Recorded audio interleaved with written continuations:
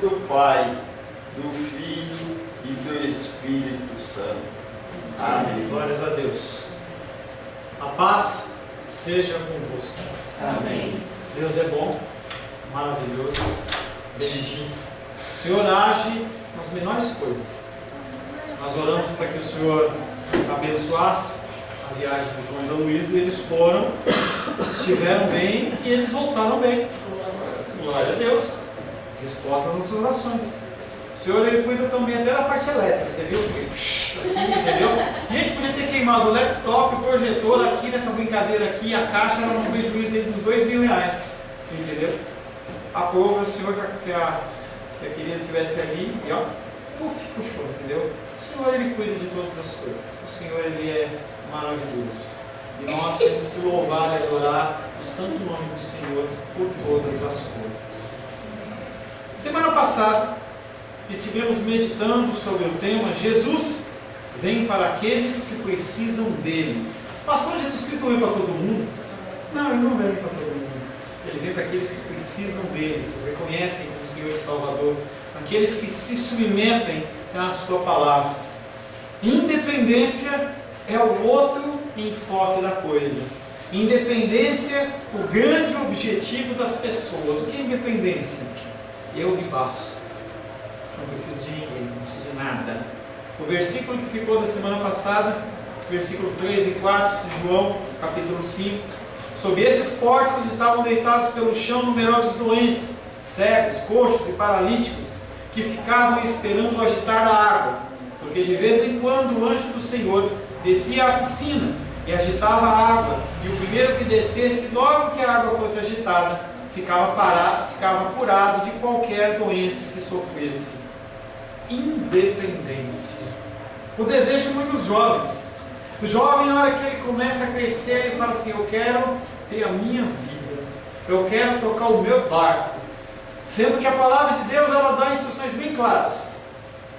Quando você vai constituir uma nova família, aí sim você é abençoado por Deus para sair da tua casa e viver uma nova vida. Esse sentido de independência, que não atinge apenas os jovens, mas atinge o ser humano numa condição geral, é algo que nos é inserido na nossa vida, no nosso coração. A gente viveu isso com o nosso filho, que ele passou no concurso, foi. O coração da Rosângela ficou que nem uma mexa, porque não é o tempo. E aí a gente fala assim: não, mas como que é o tempo? O tempo, segundo a palavra de Deus, é para constituir uma nova família. Interessante, que é totalmente contrário ao ensino que se é dado nos dias de hoje. A palavra de Deus, pelo contrário, nos exorta a uma dependência de Deus, e não uma independência. Um cego ou paralítico, invariavelmente, era dependente, e eles são usados como exemplo para quem Jesus vem. Você pode não ter uma dificuldade física como essa, mas andar à mercê da sua própria sorte, à mercê da sua própria vontade, à mercê dos seus próprios desejos, é extremamente perigoso, porque leva você a uma morte espiritual. Entenda que a independência é algo perigoso, é como um abismo que chama outro abismo. Daqui a pouco você não vai precisar de mais nada e você acha que você pode lidar com a sua vida, tomar suas decisões. Pessoas fazem assim na igreja. Elas estão numa igreja e aí elas decidem que não, elas vão orar em casa, vão ler em casa. Quantas pessoas nós conhecemos que vivem nessas condições? Em que olham e falam assim: não, eu sou crente, eu tenho comunhão com Deus, mas eu não congrego com o próximo. É totalmente fora da palavra de Deus. Cuidado com a morte espiritual. A palavra de Deus tem como título, no dia de hoje, na noite de hoje, Jesus, cura física e cura espiritual. Não é apenas cura física que nós precisamos, mas nós precisamos de uma cura espiritual. Cheio de macaquinho no seu ombro, cheio de portas fechadas, cheio de salas que nunca foram abertas no seu coração, que precisam ser curadas e tratadas. Evangelho de João, capítulo 5, primeiro versículo em diante. Vamos abrir a palavra de Deus. Evangelho de João, capítulo 5, verso 1 em diante. Você só não precisa ler sua Bíblia se você souber o texto de cabeça, tá? Senão você precisa ler para acompanhar comigo. Assim diz a palavra de Deus. Passadas essas coisas, havia uma festa dos judeus e Jesus subiu para Jerusalém. Ora, existe ali, junto à porta das ovelhas, um tanque, chamado em hebraico Betesda, o qual tem 5 pavilhões. Nestes jazia uma multidão de enfermos, cegos, coxos, paralíticos, esperando que se movesse a água, porquanto um anjo descia em certo tempo, agitando-a, e o primeiro que entrava no tanque, uma vez agitada a água, sarava de qualquer doença que tivesse. Estava ali um homem enfermo havia 38 anos. Jesus, vendo-o deitado e sabendo que estava assim há muito tempo, perguntou-lhe, queres ser curado? Respondeu-lhe o enfermo, Senhor, não tenho ninguém que me ponha no tanque quando a água é agitada, pois enquanto eu vou, desce outro antes de mim.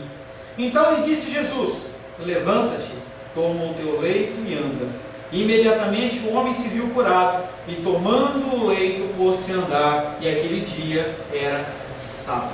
Palavra do Senhor, amém? Senhor, em nome de Jesus, nós lemos a tua palavra que é rica, a tua palavra que é a espada, a tua palavra que é o nosso norte, nosso guia, a tua palavra que é aquela que nos mantém vivos, Pai. Nós queremos nesta noite ouvir um recado santo do seu coração, Pai. Pai, em nome de Jesus, peço a tua capacitação, que o Senhor venha falar comigo e através de mim. Te agradeço, Pai querido, porque tu és bom e a sua misericórdia dura para sempre. Quero pedir mais uma vez que os meus irmãos e as minhas irmãs, eles possam, Pai querido, abrir os seus corações para ouvir um recado santo, em nome de Jesus. Amém. Confesso a vocês que eu estava com uma pequena dificuldade na palavra. Durante a semana eu não solucionei. Hoje, agora à tarde, eu faço uma breve revisão, não solucionei. Agora eu lendo a palavra, verei a solução. Quero chamar a tua atenção no versículo 4. Nós já passamos por esse versículo, mas eu vou ler ele de novo com você. Esperando que se movesse a água, porquanto um anjo descia em certo tempo, agitando-a, e o primeiro que entrava no tanque, uma vez agitada a água, sarava de qualquer doença que tivesse. Na sua Bíblia, não tem? Não tem o quê? Eu sei que não tem. Eu sei que não tem. Nas outras Bíblias que tem, ela está entre parênteses ou entre colchetes. Sim ou não? O que significa no texto bíblico quando está entre parênteses ou entre colchetes? Quer dizer que aquele texto que foi traduzido, ele não consta na maioria dos escritos originais. Pode ser verdade e pode não ser verdade. Tá bom? Guarde isso aí que nós vamos no desenvolvimento do texto. Você vai ver por que eu fiz essa observação. O primeiro versículo que nós vamos meditar tem João capítulo 5, verso 5. Havia ali um homem enfermo, fazia já 38 anos. Eu tenho 49. Fiz aniversário semana passada. 49 anos. Esse homem tinha 38 anos que ele tinha essa enfermidade. Não se diz que ele nasceu com essa enfermidade, mas diz que por 38 anos aquele homem estava enfermo. E não se fala que enfermidade era. Provavelmente ele foi levado aos pórticos diariamente, porque havia essa esperança de cura através do agitar das águas.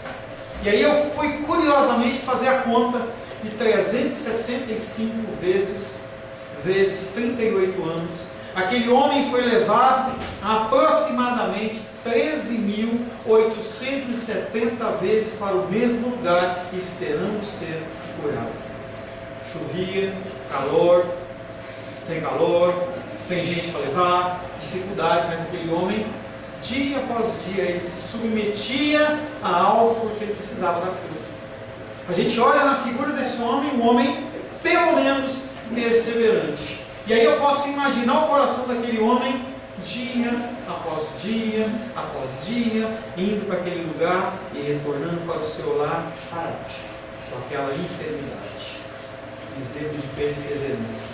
João não identifica a doença do inválido, mas nós vamos ver que a partir do versículo 7 é identificado como alguém que era paralítico, aleijado ou simplesmente fraco, alguma deficiência muscular ou uma deficiência óssea que não permitia que ele se movimentasse. Toda aquela multidão que estava lá, que o texto fala que jazia, ela sofria de enfermidades e era definido entre cegos, coxos e paralíticos, pessoas que não enxergavam, pessoas que não tinham mobilidade ou que faltava algum dos membros. Todos eles estavam com aquela enfermidade. Aquele homem, ele tinha sido escolhido como representante daquela multidão. A cura que Jesus fará não se dirige somente a uma pessoa, mas ele está fazendo uma alusão a todo aquele grupo. É um sinal de libertação daquela multidão que era excluída. Você lembra que cultos atrás nós falamos que as pessoas que tinham esse tipo de enfermidade, elas não podiam entrar no templo. Elas não tinham a autorização, elas eram barradas, não pelos diáconos, porque não havia figura diaconal ainda, mas os guardas do templo não permitiam que aqueles homens entrassem. E eles podiam apenas ficar lá fora. E o texto bíblico diz que eles jaziam, eles estavam deitados, realmente largados. Jesus Cristo vem para esses que são marginalizados, miseráveis e submetidos a uma lei que é entendida de forma literal. Você acha realmente que Deus, Ele queria que as pessoas elas fossem excluídas? Hoje pela manhã a gente trabalhou um pouco um texto em que fala para a gente dar lugar à ira. E aí fica um texto tão estranho, porque Deus está falando para perdoar, e como é que fala para dar lugar à ira? E aí eu expliquei para as pessoas que não é para você dar lugar para você ficar irado, e sim que é para você deixar a ira de lado, porque o Senhor é seu vingador. E aí a maioria das vezes fala assim, como é que a gente entende isso? Meditando na palavra e não lendo a palavra. Qual a diferença, pastor, de você ler e meditar? Você gasta, você demanda tempo no estudo. Você não olha um versículo e não sai correndo desesperadamente porque você tem que acabar o capítulo. Você quer entender que cada palavra ali pode trazer um recado para a sua vida. Pode ser algo especial que está escondido, que vai vir para trazer luz à sua vida e uma decisão para você. Assim é a palavra de Deus. Nesse texto funciona da mesma maneira. Jesus Cristo ele não veio apenas para um, mas ele veio para um grupo, para as pessoas que precisam dele, para as pessoas que necessitam dele. Se você é soberbo no seu coração, se você acha que você se basta, se você acha que você não precisa de nada, se você não precisa de pai, não precisa de mãe, não precisa de filho, não precisa de filha, de tio, nem nada, eu me basto, eu me resolvo, eu me viro, você é o pior dos mortais, porque você vive uma utopia. Se você está dentro da igreja, pior ainda. No dia de juízo você vai realmente ser julgado como uma pessoa independente. Nós somos chamados à dependência. E essas pessoas, elas eram dependentes. Não havia calçada diferente para os cegos, como tem aqui em Brasil. Não havia rampa para você subir. Não havia cadeira de rodas. E as pessoas elas necessitavam e dependiam de outras pessoas. Essa ação de Jesus, que está se armando aí, vai gerar ira e indignação no coração dos líderes religiosos. Assim se explica a violenta reação dos dirigentes que imediatamente pensaram em matar Jesus. A gente vai ver lá no versículo 5:18. Por isso o quê? Pela cura daquela pessoa. Em que dia? No sábado. Por isso, pois, os judeus ainda mais procuravam matá-lo. Porque não somente violava o sábado, mas também dizia que Deus era o seu próprio Pai, fazendo-se igual a Deus. Eu explicava hoje pela manhã que a figura de Pai no Antigo Testamento ela não era uma figura comum. O nome de Deus é um nome impronunciável no sentido de reverente. Poucas vezes na Bíblia você vê o nome de Deus, em que a gente lê Deus, Deus, Deus. Tem poucas passagens em que houve pactos, passagem em que houve consagrações de templos, coisas muito importantes. E o judeu não sai falando Deus, Deus me livre, Deus, ele não sai falando isso. Ele tem muito zelo. E aí, quando Jesus Cristo trata Deus como Pai, porque Ele vem trazendo um novo relacionamento, os judeus ficam indignados, porque eles querem continuar com aquela estrutura. Você quer chegar a Deus? Tem que passar por mim primeiro. Já falei para você e volto a falar, eu não sou o canal de Deus para ninguém. O canal de Deus para você chama-se Jesus Cristo. É Ele que tem que reger a sua vida, não é eu. 38 anos desperdiçados na vida. E de semelhante modo, 38 anos desperdiçados pelo povo de Israel no deserto. Pastor, não era 40? Houve 38 anos de desperdício. Deuteronômio 2,14. Não é coincidência os números que estão na Bíblia todos. Deuteronômio 2,14 diz: o tempo que caminhamos desde Cades Barneia até passarmos o ribeiro de Zered foram 38 anos, até que toda aquela geração dos homens de guerra se consumiu no meio do arraial, como o Senhor lhe jurara. Aquele povo estava em pecado, o Senhor falou: vocês não vão entrar na terra prometida, vocês vão morrer. E aí eles ficaram dando volta por 38 anos, mais 2 dos 40 que eles chegaram na terra prometida. Houve uma necessidade de limpeza. Aqueles que realmente dependiam do Senhor entraram na terra prometida. A gente puxa esse texto para João. O povo marginalizado que precisa de Jesus é o que vai receber a cura, é o que vai receber a libertação.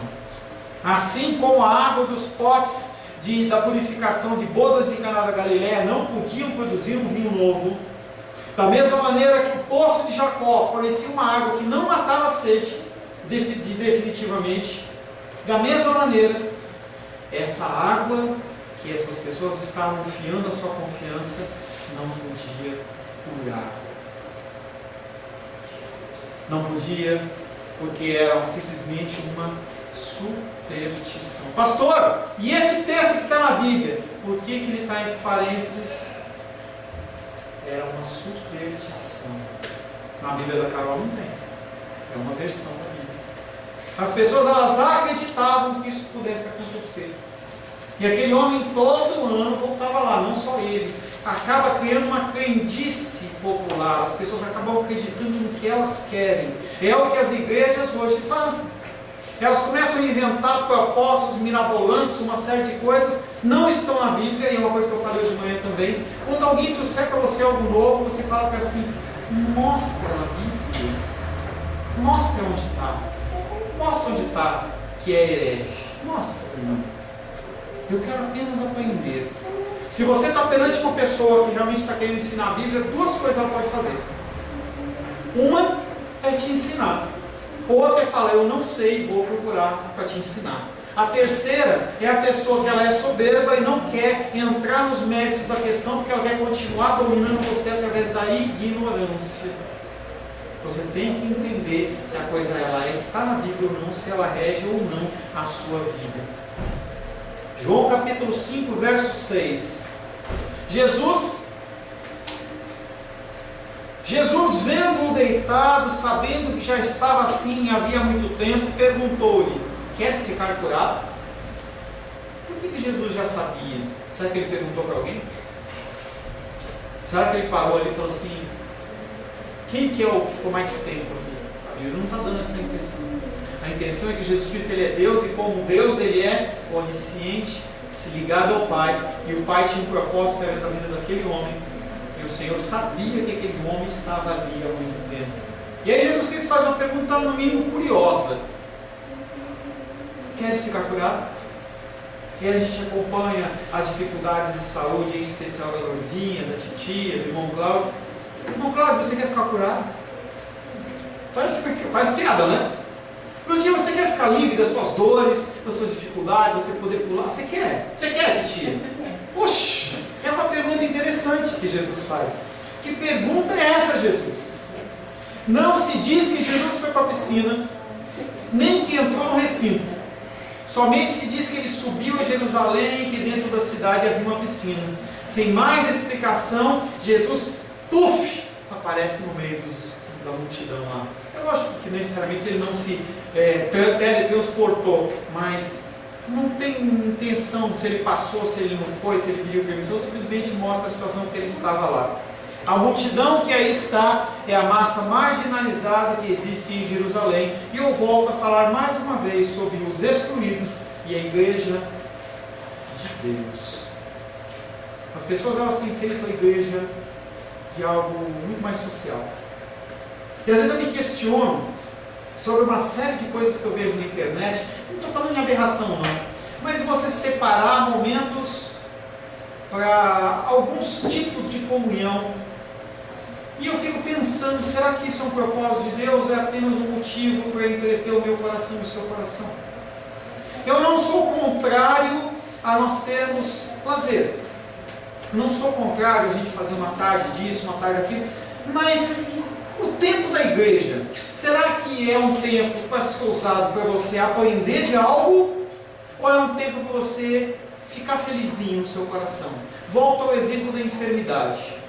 Ontem eu tive lá no velório da irmã Dória, e eu pergunto para você, se você tiver uma enfermidade hoje terminal, você gostaria de passar o teu tempo buscando uma cura ou buscando alegria, lazer? É lógico que depende da situação, mas numa situação normal, você vai tentar buscar o quê? A cura, buscar um tratamento, buscar se cuidar, buscar uma série de coisas. E as pessoas elas estão mudando os conceitos. Em vez de você focar no ensino da palavra de Deus, eu vou focar em fazer esse lugar como um grande lugar de diversão. A igreja nunca foi um lugar de diversão. Pastor, por que você está falando isso? Eu quero convidar você a ler o Antigo Testamento e procurar lá, entendeu? Excluindo as festas que eram específicas de adoração a Deus. Você tinha momentos de lazer das pessoas, no sentido de eu vou ficar procurando ali, ou vamos fazer uma festa para você ficar contente. Então as festas eram todas de louvor e adoração ao Senhor. No Novo Testamento a mesma coisa. Quando você entra em igreja primitiva, a mesma coisa. As pessoas elas estavam muito mais preocupadas com a salvação de uma iminente condenação de alguém do que realmente de ficar estourando fogos. E aí a gente, quando se foca no social, no sentido de lazer, a gente para de prestar atenção no próximo, que são os excluídos, que são os marginalizados que a palavra está falando aqui. As pessoas elas estão enfermas, as pessoas estão doentes, e elas estão apenas preocupadas no lazer. Não é esse o foco de Deus. Você tem que ter lazer, mas não é o foco principal de Deus. De forma diferente da do paralítico, que está em Marcos capítulo 2, verso 1 a 12, que é a história daquele paralítico que estava enfermo também há muito tempo e os seus amigos carregavam uma maca, tentando chegar com aquele homem perto de Jesus, e Jesus estava numa casa lá e não conseguiam chegar porque havia muita gente, e eles sobem no telhado, abrem lá o telhado, descem a figura do doente para que Jesus fosse curado. Diferente disso, em que o homem se apresenta para ser curado, Jesus Cristo foi e escolheu aquele homem. Jesus Cristo falou assim, é ele. E aí eu pergunto para você, por que foi ele? Por que não foi o cara do lado, ou da frente, ou de trás? Entenda que Deus ele é soberano. E aí quando você se encontra em algumas encruzilhadas da sua vida, em que você fala assim, por que aconteceu isso e não aconteceu isso? Por que esse foi privilegiado e não fui eu? Por que com ele aconteceu e comigo não acontece? Você vive debaixo das mãos de um Deus soberano. E aí você tem que entender que tudo coopera para o bem daquele que ama Deus, que é chamado segundo o seu propósito. Se você não tiver essa confiança, você está perdido. Você vai ficar amargurado. Por que eu estou passando o que eu estou passando? Por que eu estou vivendo o que eu estou vivendo? Pela vontade soberana de Deus. E o que eu estou passando vai ser para a glória e honra do louvor do Senhor.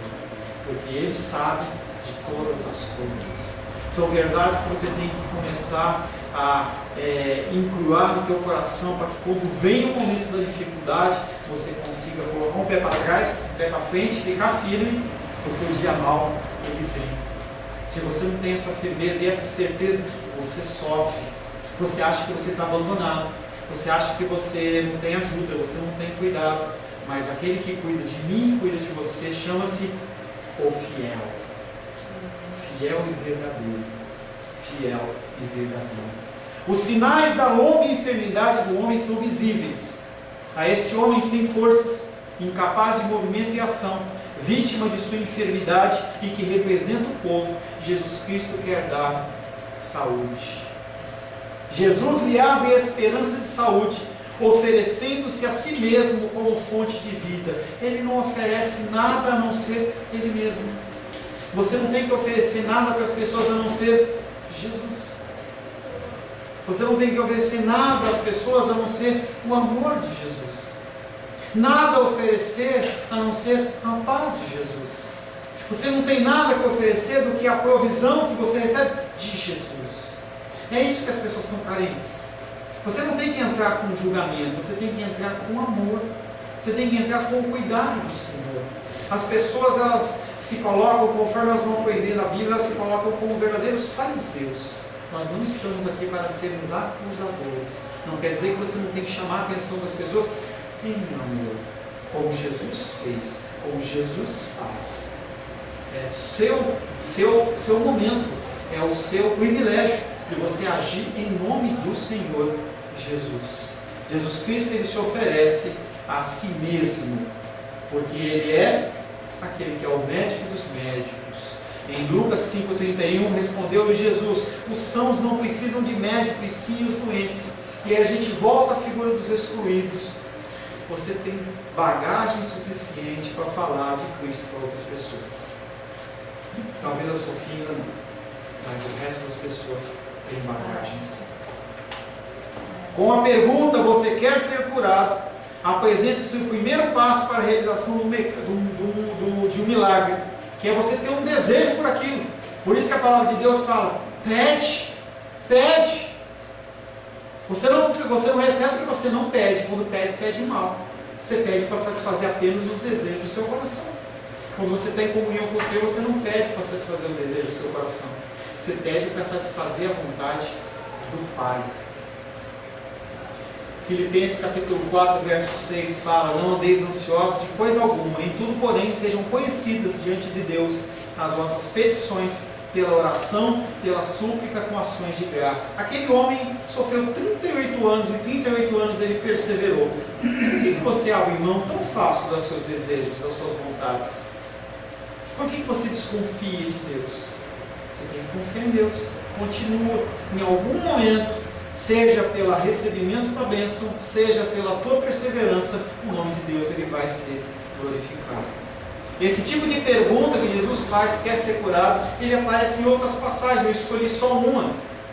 Lucas 18:41, que diz: que queres que eu te faça? Respondeu ele: Senhor, que eu torne a ver. Foi o tema da campanha lá de Pentecostes, lá da Igreja Católica. Que queres que eu te faça? Que eu veja, Senhor. A pergunta de Jesus toca no essencial do homem, a vida, que envolve inclusive a capacidade de locomoção daquele homem. João capítulo 5, verso 7. O enfermo lhe respondeu: Senhor, não tenho ninguém que me coloque na piscina no momento em que a água começa a se agitar, e ao chegar lá, outro já desceu antes de mim.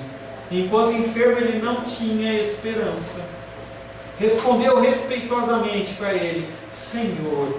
E aparentemente ele acreditava naquela crença que se ele descesse na água, quando a água fosse agitada, ele ficaria curado. Mas essa água não serve para ele como a água do poço de Jacó não matou a sede, ou não iria matar a sede da mulher samaritana. Ele precisa de uma água viva. João capítulo 4, verso 13, afirmou-lhe Jesus que beber dessa água tornará a ter sede. A água do poço de Jacó não matava a sede, e a água do tanque de Betesda não curava. Se você for olhar na história, se você for estudar, você vai ver que não há nenhum lugar na Bíblia dizendo sobre uma cura nesse poço de Betesda. Você encontra em crendices populares da época. Se você for estudar a cultura judaica, as pessoas elas acreditavam, mas não há testificação de cura nenhuma. Simplesmente alguém falou, ou se sentiu melhor. A gente vê bastante isso na televisão.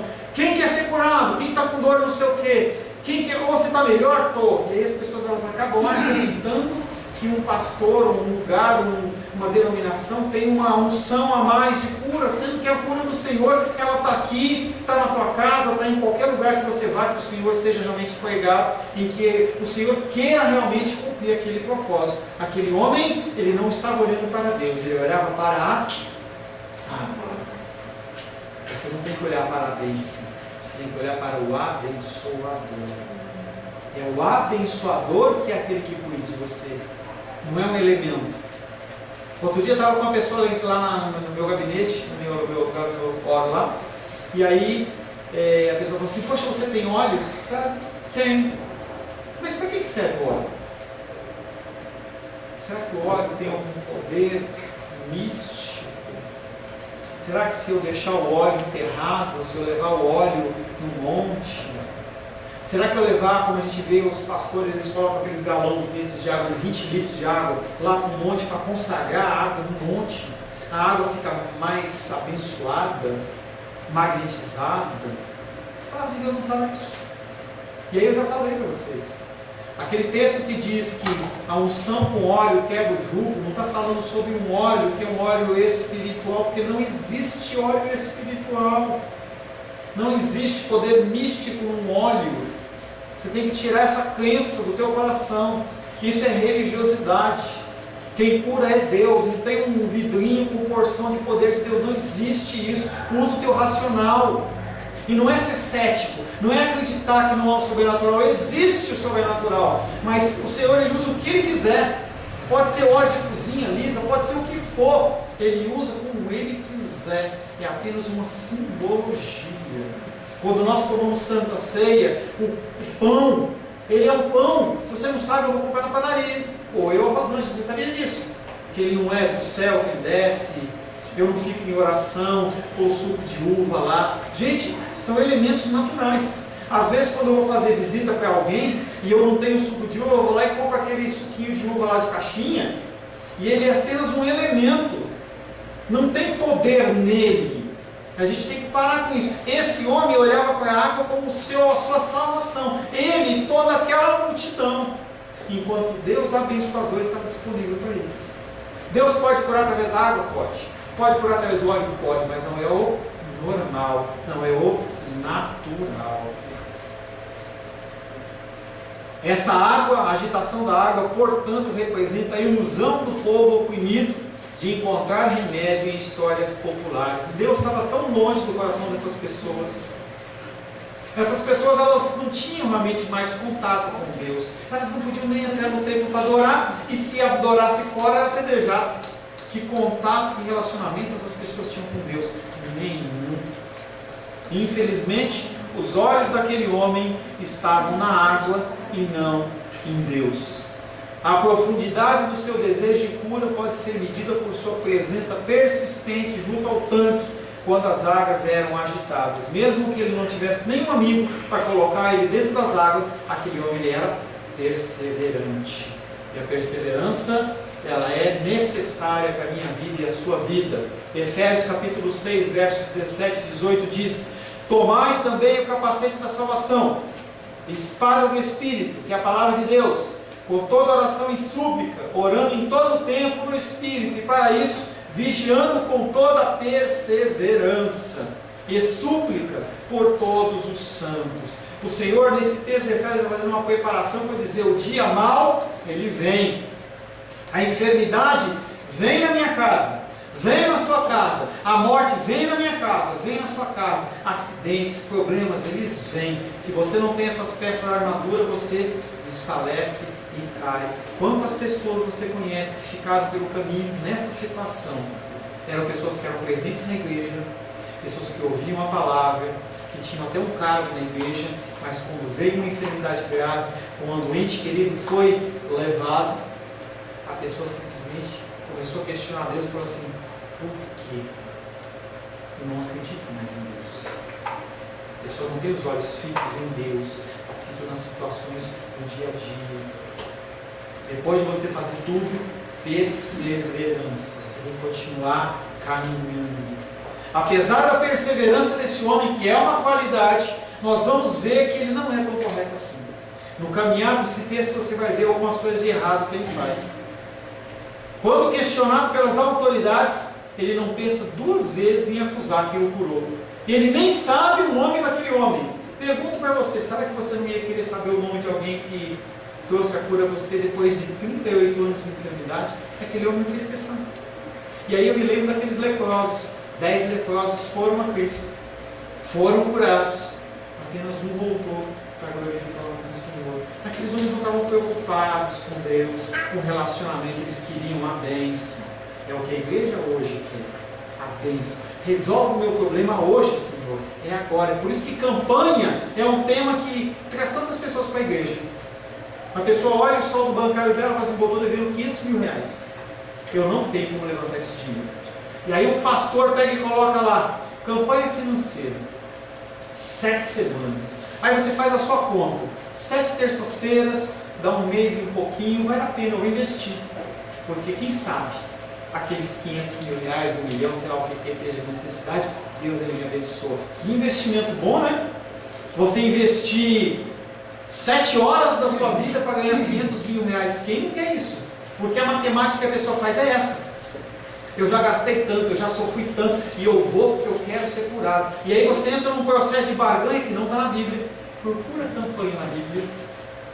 E semana que vem falar para mim que encontrou, que aí eu venho e falo assim no altar, e falo assim, olha, me perdoe, existe campanha. Acha campanha na Bíblia. Procura alguém falando sobre corrente.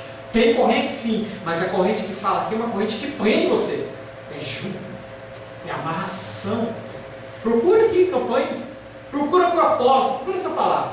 Você tem que fazer um propósito. Você acha que você convence Deus através de um sofrimento que você passa? Deus ele vai mudar o coração dele? Gente, nós todos aqui temos um QI acima de ameba. Nós temos que parar para pensar nas coisas que estão acontecendo.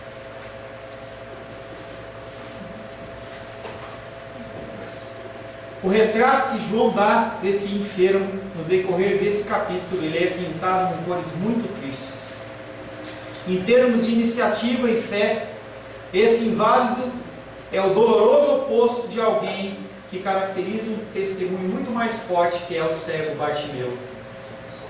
Marcos capítulo 10, versos 46 e 47, fala, e foram para Jericó. Quando ele saía de Jericó, juntamente com os discípulos e numerosa multidão, Bartimeu, cego, mendigo, filho de Timeu, estava sentado à beira do caminho e, ouvindo que era Jesus o Nazareno, pôs-se a clamar, me cura, Jesus! É isso que ele falou? Jesus, me cura! Eu quero ver. Ele está clamando pela figura de Jesus e fala assim, Jesus, tem misericórdia de mim. Tem misericórdia de mim. Mesmo cego, ele focou no Salvador e não na salvação. O último versículo de hoje, João capítulo 5, verso 8. Então lhe disse Jesus, levanta-te, toma o teu leito e anda. Jesus responde ao desejo do enfermo da mesma maneira que ele atendeu o desejo daquele homem, aquele oficial com o filho do rei, que ele não acreditava que Jesus podia ter poder, só se fosse lá, e Jesus Cristo curou lá e curou aqui. A situação sem saída pode ser remediada por Jesus. Logo, Jesus lhe dá a saúde e com ela a capacidade de agir por si mesmo, sem depender dos outros. A saúde chega-lhe de onde não esperava e sem clamor. A palavra de Jesus Cristo é poderosa e cura o homem. Salmos 29, 4 e 5 fala dessa voz poderosa. A voz do Senhor é poderosa. A voz do Senhor é cheia de majestade. A voz do Senhor quebra os cedros. Sim, o Senhor despedaça os cedros do Líbano. A palavra de Jesus também instrui o homem, porque é o objetivo da palavra: trazer cura, libertação e instrução. E ele olha para aquele homem e fala: toma o teu leito e anda. Jesus não o levanta, não estende a mão, mas capacita aquele homem a fazer o esforço dele todo sozinho. Sua ordem é tripla: levanta-te, toma o teu leito e anda. Bastaria a primeira e talvez a última para indicar a cura e a liberdade, mas aí se fala da maca também. A maca, normalmente feita de palha, leve bastante para ser enrolada e facilmente carregada por uma pessoa saudável. uma pessoa enferma não conseguia carregar. E você sabe como é difícil. Eu acompanho a vida do irmão Cláudio, acompanho o Lurdinho, acompanho a titia. Dificuldade motor. Às vezes uma coisa que é tão simples para nós, para elas e para ele, se torna mais difícil. Esse homem, uma simples maca, ele não conseguia enrolar e carregar ela.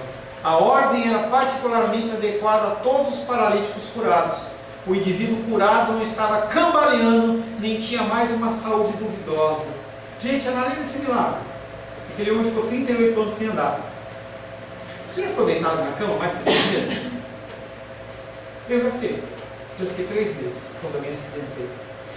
Quando eu levantei, as minhas pernas elas formigavam de uma tal maneira porque a circulação ela não funciona. O corpo não entende. É como se estivesse dormindo em cima do braço, que ele fica todo pinicando. É assim que fica a perna. E você levanta todo trôpego. Esse homem, depois de 38 anos, ele levantou, ficou em pé, baixou, enrolou a esteirinha dele e colocou em cima do ombro, sem, não tinha muleta, não tinha lugar para me apoiar, não tinha nada. Ele carregava, ela carregava a maca, carregava o homem inválido. Agora o homem é quem a carrega. O homem estava subjugado e privado de iniciativa própria por 38 anos. Agora ele pode dispor de si mesmo com plena liberdade de ação.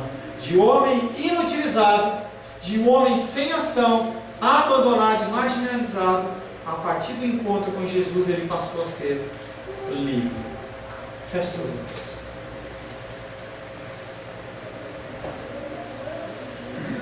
Senhor Deus, nós te louvamos pela palavra desta noite. Em muitos aspectos da nossa vida, nós nos encontramos como esse homem que é aleijado, que era enfermo, Senhor. Nós não conseguimos nos movimentar, nós não conseguimos, Pai querido, agir conforme a Tua vontade, mas nós cremos, Pai querido, na mudança e transformação que vem, Pai, que advém da Tua presença. Insere, Pai, no nosso coração o desejo de buscar mais e mais a Tua face. Que nós possamos, Pai querido, olhar para o Senhor, que nós possamos buscar o Teu entendimento. Que nós possamos ter no nosso coração o desejo, o anseio, a necessidade, Pai, como a corça que busca pelas águas, que nós possamos ter necessidade da Tua palavra. Nos dá o entendimento, nos dá, Pai querido, a sabedoria necessária. E Pai, grava nos nossos corações essas verdades, para que nós venhamos, Pai querido, a ser transformados dia após dia, que a nossa santificação ela possa ser realmente progressiva, e a cada dia nós possamos nos achegar mais à Tua vontade, ao Teu querer e aos Teus propósitos, em nome de Jesus, amém. Glórias ao Senhor. A paz seja convosco. Meu nome é Paulo César, eu sou pastor da Igreja Cristã Semente de Vida, aqui em Brasília, Distrito Federal. Me alegro que a palavra tenha te alcançado. A palavra faz isso, ela alcança as pessoas aonde quer que elas estejam, e você foi agraciado com esta palavra.